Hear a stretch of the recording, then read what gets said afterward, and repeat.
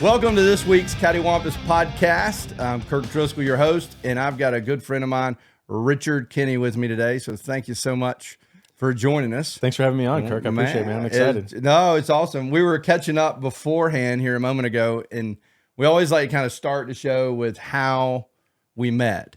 I don't know how old you were, but I remember how old do you think you probably? I mean, geez, it was probably what, like 30 years ago, probably. So I was probably 7, 8, 9 years old. Somewhere in that range. And so I would deliver appraisals for your mom and dad out of their company basement. Out of their basement, because email was not around yet. And I guess fax may or may not have been, but it wouldn't. Everybody wanted paper appraisals at that point. And it was like digital cameras didn't exist. So we were gluing pictures on the appraisals with a glue stick. Oh yeah. I remember, those were the days where you didn't have GPS and all that. So I should probably had a map or whatnot to. One of my jobs in the summer was these giant map books for the entire Metro Atlanta, printing out where he was going and highlighting the route for him so that he could just put it up on a steering wheel and drive to get it, to do it. Man, technology's changed some things around. He still would probably prefer maps. I don't know if he could figure out the GPS quite yet. Yeah. No, so, but our parents know each other. Yeah. They've been around each other and been friends for years. That's the only reason he probably hired a 16-year-old kid to trust him. It's true. After school, a couple of days a week to deliver appraisals. But it was I think we live in the same neighborhood as your niece now too.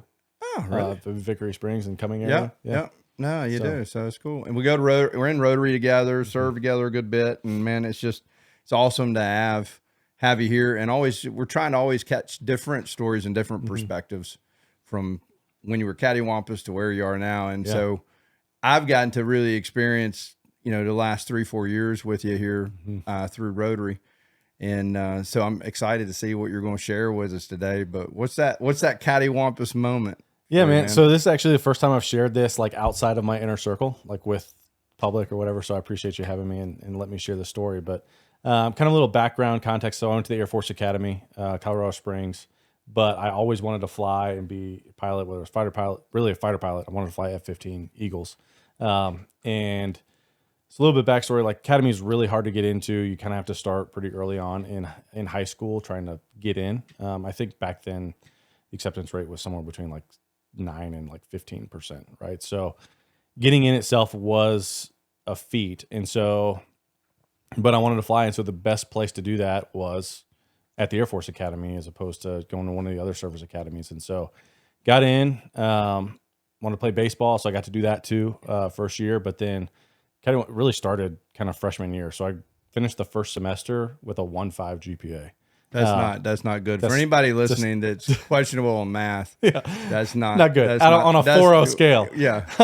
So I had to stop playing baseball so I didn't get kicked out of the academy, so I could then still fulfill my dream of flying, which is I've been wanting to do that since I've known you, kind of thing. And so, and how it works is for the Air Force Academy is junior year you rank in order the jobs that you want when you graduate. And so rated, so pilot or navigator, so things dealing with the plane, and then non-rated is anything else that the Air Force does. And so the Air Force Academy forever, pretty much everybody that's wanted a pilot slot has gotten one, except my year. And so I put pilot first because that's what I wanted to do. I wanted to fly.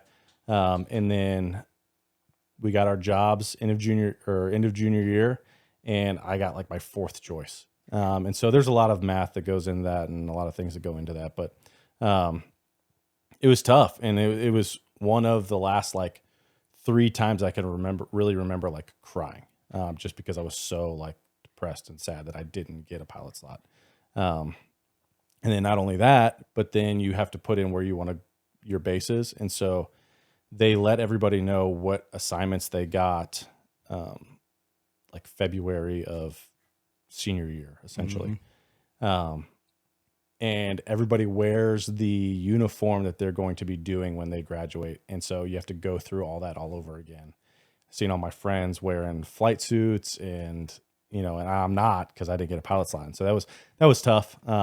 But that same night I found out I got an assignment that I also applied for working in the admissions department for a year outside of after graduation. And then that year is the year I met my wife. So that was kind of the first kind of God thing. But it kind of showed up in it. But, you know, that's kind of my Cattywampus moment, like where I spent, you know, decades preparing for this kind of one thing. And then didn't get it. And didn't really have a choice. You couldn't fight for it. It's like, no, you've done what you've done. Yeah. They look at it and here you go. And there's no, I don't really want to do that. Exactly. Yeah. And there's people friends of mine that didn't even want pilot slots, but put it down and decided not to do it later. And I'm like, I could have gotten that slot kind of thing. And so it was a really tough moment. And for me, I had to decide after the kind of the 2-day like grief period, if you will, was over. Okay, what do I do now? Right. I can either sulk and be mad and upset and depressed and just really resentful of the moment, or I can essentially, you know, focus and kind of be the best contracting officer, which is the job that I got, essentially managing government contracts, negotiating with contractors, managing payments, spending your tax dollars. Oh, thank you. Yeah. Effectively and wisely. Yeah. So that was the job that we I had. need more of those folks. That's for right. certain. So I could either decide to just kind of skate through and do my 5 years, or really try to be the best contracting officer with the job that I had, that I could be. So what shifted in your mind to kind of go from just absolute disbelief and disgust is probably a stronger word, but just like really let down, like from that feeling to accepting it and staying motivated to be that way through that 5-year period? What did you do? How did you do that, or what changed in your mind, you think? Yeah. I mean, for me, I've always kind of been in the mindset of like, you can't change the past, right? Like you can't change anything that's happened from this moment prior. Right. Mm-hmm. And so it's okay. What can I do right now or moving forward from this point to be better, to be more consistent, to be more disciplined, to be X. Right. And so I couldn't change that I didn't get a slot, but essentially it's, you know, the old adage and the college football adage, don't let a team beat you twice kind of thing. Right. Like if you lose this week, well, don't let that let down beat you next week. And so kind of that mindset of, okay, well, I've accomplished this goal of graduating from the Air Force Academy, which is amazing, huge accomplishment. Amazing. Yeah. Maybe the best day of my life, but probably second, you know, if my wife's watching this, is second best day of my life. So if you're watching, it's the second. If you're not, you know, it's the first. I love you, Caroline. Yeah. But it was just, you know, moving forward and just kind of intestinal fortitude of how to just buckle down and be the best at what I had control over and what I could influence versus all this stuff on the outside that I had no control over. Do you think being there at the Air Force Academy helped you shape that mindset? Like if it would have been in a non-military type setting, with less structure, do you think you would have drifted more, or do you? I don't know. I mean, me personally, I like to think that I would still be able to kind of push through and do that. I think the Air Force Academy does a good job of, any of the military academies does a good job, like refining people and kind of all the stuff that doesn't matter, like helping them put that to the side, because you have to be so focused on school, sports, and like the military aspect of it in order to get through. And a lot of people go for a lot of different reasons, but if you're not there for yourself, you won't stay. There's too many distractions. It's too challenging. It's too hard. Just to get through, right? Like, I mean, the minimum number of hours, I think, is like 18 hours a semester, which I think the average is like 12 for a full at most colleges. So you're running 18 hours plus all the rest of the rigor that they put on top of you. And so you get really good at focusing on the things that help you succeed, and kind of all the stuff that is a distraction, or all the things that aren't as necessary. You learn how to prioritize what's important.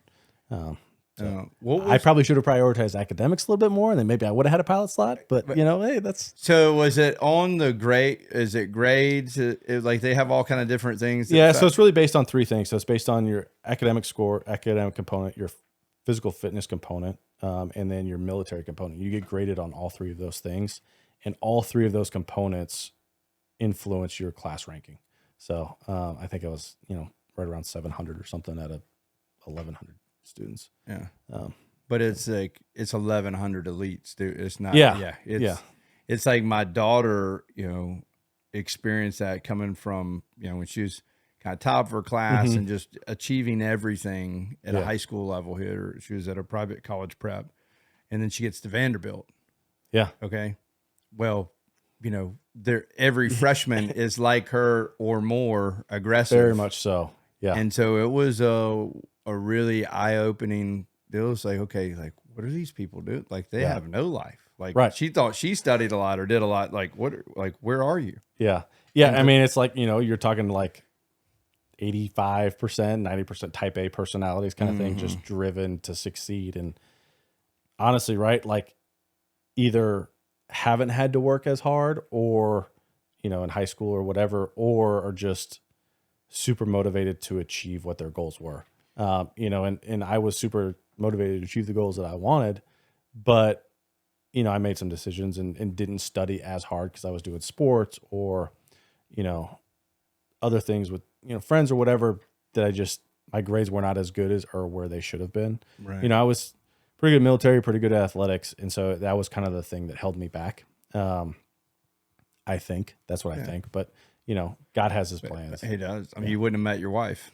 Yeah. Potentially wouldn't have met my wife. And then two, so the other thing is with being a pilot in the Air Force coming from the academy. So it's a 10-year commitment after you finish pilot training. So it typically works out to be around 11 and a half to 12 years before you can get out and separate, go to the reserves, or just go on to civilian life kind of thing. Yeah.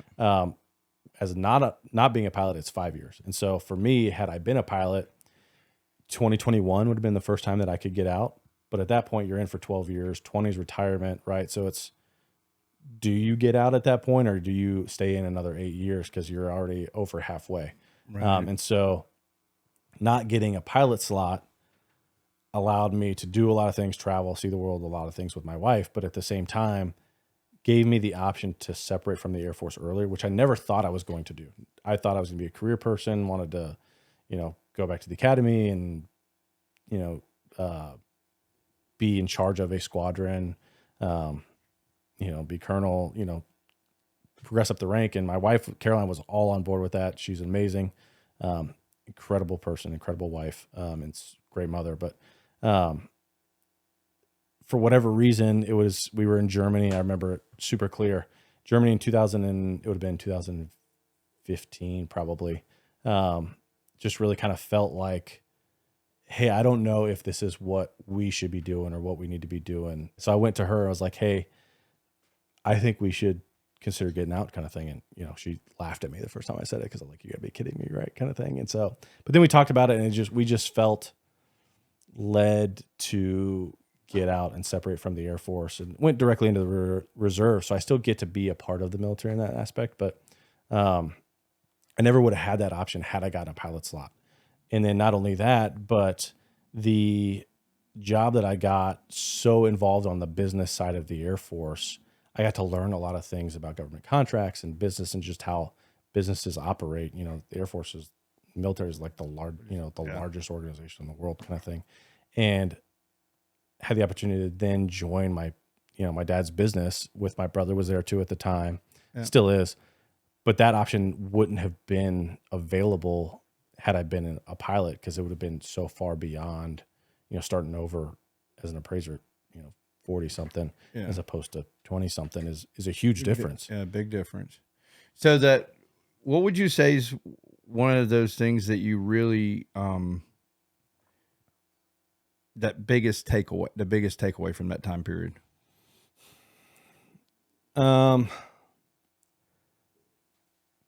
Probably like focus on what's within your sphere of influence and what's in your control, and try to be the best that you can at that, whatever it is, whether it's business or, doesn't matter, but be the best that you can be at that, because everything else,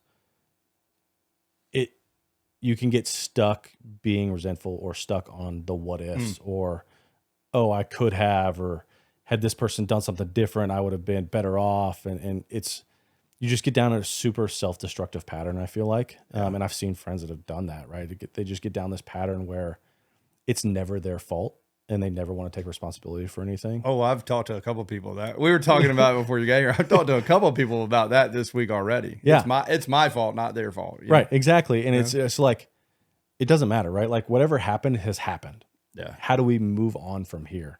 And it's the same time dealing with conflict, whether it's with family or friends or whatever, right? Like, okay, or my children, right? Okay, this has happened.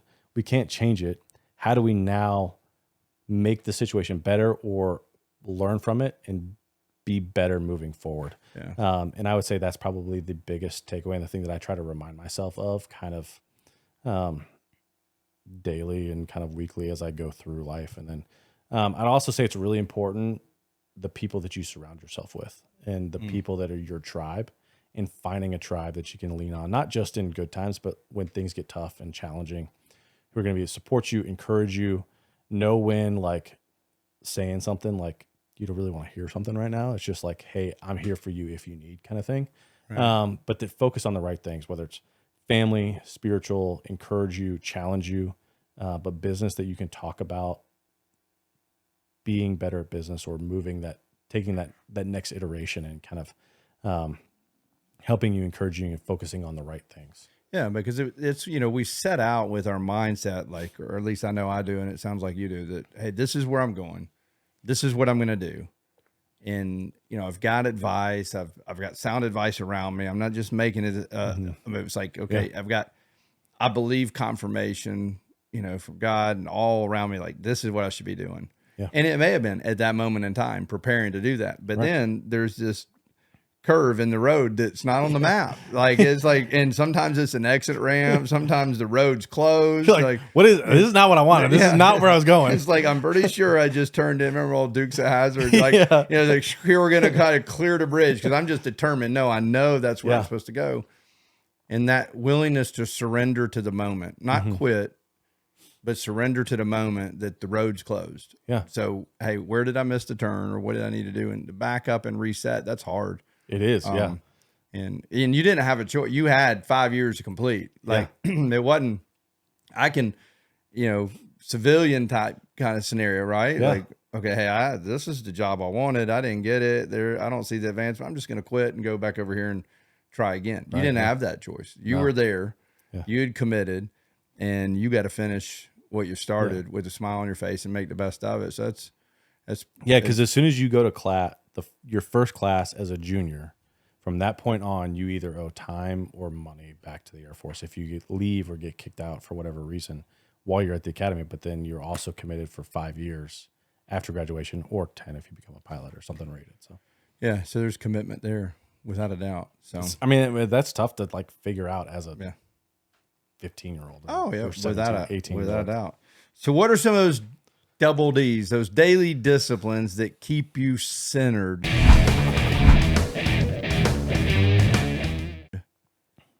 today in that mindset? I try and get in the Word every day.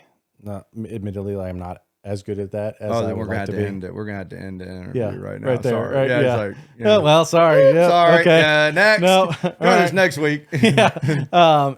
So that I try to, and then work out several times a week, and then just be really communicative with my family, with my wife, kind of thing, because it kind of helps keep me grounded, because she's been through a lot with me at this point. Oh, so, yeah.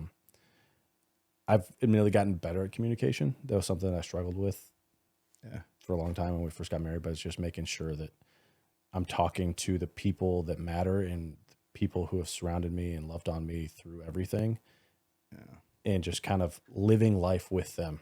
And making sure that they are aware of what's going on in my life so that they can check in or encourage or whatever. So, yeah, I know. And I know that's hard for a lot of people. Yeah. And especially a lot of veterans I know that I've spoken with, is getting, especially men as well. And then military career on top of it.